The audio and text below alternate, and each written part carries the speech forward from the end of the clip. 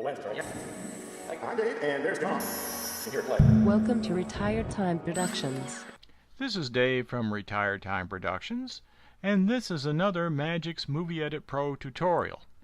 This tutorial is going to be about transitions or fades. Now, this technique can be used when you have two video clips on the timeline and you want to transition from one to the other. This technique should work for all of the older versions of Magix Movie Edit Pro, going back to say 2013 or older. I'm using 2016 and 2015 right now, and I know it works on both of them, but it should work on the older versions. Okay, so let's get started. Okay, I'm going to begin by just moving a second video clip onto the timeline, and maybe even a third one, just in case we need it. That's a bird. This is a plane. We don't have Superman, sorry. How about a butterfly? Okay, now some of you may not have as many effects and templates as I do, and that's because I have the Plus version of Magix Movie Edit Pro. So if you want to get that, it's just a few bucks more. I think it's a total of $99 or less. I think you can get it on Stream, or you can order it directly from Magix. So I would recommend that to get all the extra templates and effects. Okay, so now what we want to do is say we want to transition between this butterfly and this plane. Okay, now to do that, one simple way we can do it is called a crossfade. And I'll just show you the crossfade first. I'm going to zoom in using this plus key down here on the timeline. This is the arranger, and I'm in timeline mode using this button here, put you in timeline mode. And the plus key zooms in, and I'm going to zoom in so we can see about a span of 5 frames here. This last number is frames, so it's hours, minutes, seconds, frames right there. Okay, so the simplest way to do a crossfade is just take the right hand video and drag it over the previous video. Then you get this type of situation where it just crossfades. So we probably want about 15 frames worth at 30 frames a second to give us about half a second. I'll scroll over. There we go. Now if we play that, before I get started, let me just go ahead and check the mixer here. Yeah, I got track 1 down because I don't want to blast you with a bunch of audio. Okay, so track 1 is kind of muted on the audio. Now I'm going to go ahead and play it, and you can see how it fades or between the two. So that worked pretty good. Now if you want to get a little bit fancier, like say you wanted to use a blind fade, blinds, you can just come up here on the Fades tab, go to Standard, pick Blinds, just hold down the left mouse button, drag it down and drop it on the right hand video right there. Has to be the right hand one, not the left hand one. And then you'll get a blind fade just like that. And you can pick any of these. If you don't like blind, you could switch to a different one, no problem.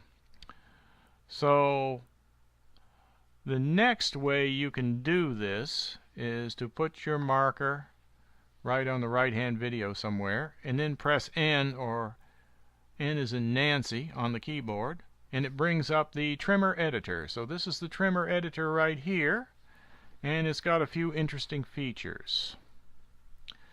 One thing you can do is adjust the length of the crossfade, which I did manually on the timeline, but here you can see it exactly what it is. I got 13 seconds, so it was a little, or 13 frames, excuse me. This is seconds over here, and this is frames.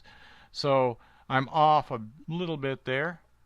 So it says you can use these buttons to change the length of the transition.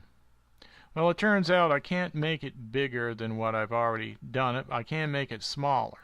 So if you need more transition time up here and you need to make the crossfade bigger, in other words slide this right hand video over, you can go down here and use these buttons to increase, and you can see this right hand video sliding as I increase it with this control, and I can reverse it back like this.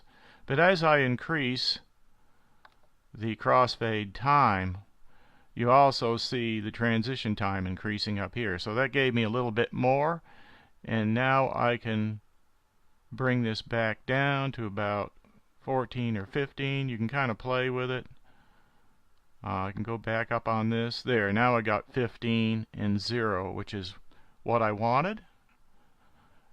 And so that's how you can do it within the trimmer editor tool. If you don't want to use the trimmer editor tool, there is another way you can do it. So if I want it bigger, I'll just close that and stretch this out a little bit like this. Now I know it's plenty big enough. Put the marker back, press N as in Nancy. Now I got 18 frames, and I can knock it down to about 14 frames, and that'll give me about half a second at 30 frames a second frame rate. So now I should have a nice transition, and I can preview it with this button right here, and you can see it going, and it just loops it, showing you the preview. Okay, now some of these other buttons you can use for other things, like a slow frame by frame playback. And then there's other buttons like plays rendered sections, but mainly you just need this one to go ahead and preview it.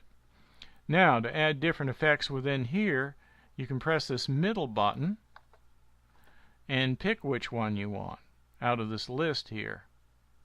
Now some of them won't be in the list, and you have to select them manually, and when you do that, they'll show up in the recently used transitions in this section here. So let's see if we can find one that isn't in here. Let's see. I'll go down here for a second. Yeah, I don't see scroll in there. Alright, I'll see if I can get scroll to show up. Back to the right hand one. Scroll. Let's see what that looks like. Yeah, there's scroll right there. I can definitely see it scrolling. Alright. Pressing in again. So there's scroll. I kind of like the waves one myself. See how that looks? Let's say OK to that one. And look at it. Yeah, I kind of like that. That's a good transition, like if you were going back in time. Kind of looks like a time vortex. So I talked about changing the length of the crossfade right here with this control, and the length of the transition with this control, which is all we really need to do a good transition. And then you have your button in the middle to pick your transition type. Alright, so there are some other features here that I don't usually use.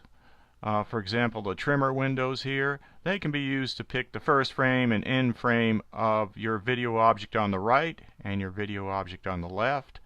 And there's some controls down here to do the picking. And basically you can store it here, the cutting or whatever, and then click OK. But I just find it easier to do on the timeline, and that's the way I usually do it. And then just use these two controls to do my transition. So there you go. That's basically how it works. Let me know how you like it. Leave me a comment under the video. And if you have any questions, you can always post a question there too. And if you would like to give me a thumbs up, that's great. If not, you can give me a thumbs down if you didn't like it. Also, if you don't have a subscription to my channel and you want to see more content, just hit the subscribe button. And when you do that, there's a gear icon. Click on that and choose the notifications so that you'll get an email when I post another video. So that's it for now. Have fun creating your movies, and we'll see you later. Here, play.